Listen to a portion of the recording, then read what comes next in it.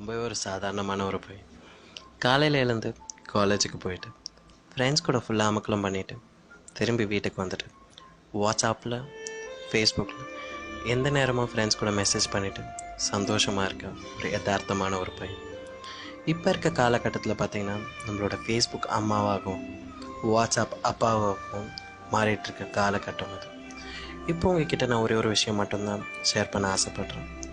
யாரோட அன்புக்காக நம்ம காத்துட்ருக்கேன் இந்த காலகட்டத்தில். நம்மளோட அன்புக்காக 2 பேர் எந்த நேரமும் காத்துட்ருக்காங்க. நம்மளோட அம்மா, நம்மளோட அப்பா.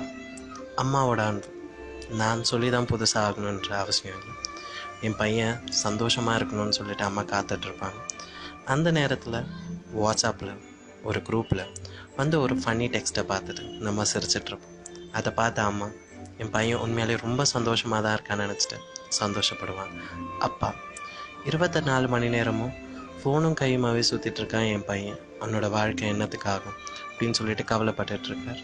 உங்ககிட்ட ஒரே ஒரு விஷயம் தான் நான் சொல்லணும்னு ஆசைப்பட்றேன். நம்மளோட வாழ்க்கையோட முக்கால்வாசி மணி நேரத்தை நம்மளோட சோஷியல் நெட்ஒர்க்கில் தான் நம்ம ஸ்பெண்ட் பண்ணுறோம். இன்றைக்கி ஒரு முடிவெடுங்க.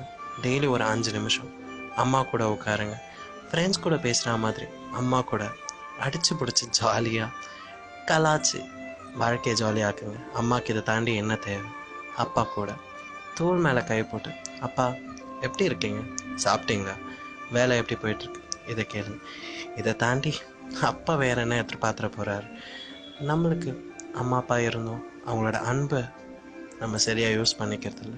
நிறைய பேர் அப்பாவோடையும் அம்மாவோட அன்பையும் மிஸ் பண்ணிகிட்ருக்காங்க. இல்லாத டைமில் ஃபீல் பண்ணுறதோட இருக்கிறப்போ அதோட உணருங்க. அவங்க கூட டெய்லி ஒரு 5 நிமிஷம் ஸ்பெண்ட் பண்ணுங்கள், அவங்க கூட பேசுங்க. இது என் அப்பா அம்மாவுக்கு நான் இன்றைக்கி எடுக்கிற முடிவு. இதே மாதிரி உங்களுக்கு என்றைக்கு இது தோணுதோ அன்றைக்கி இந்த ஆடியோவை ஃப்ரெண்ட்ஸ் கூட ஷேர் பண்ணுங்கள்.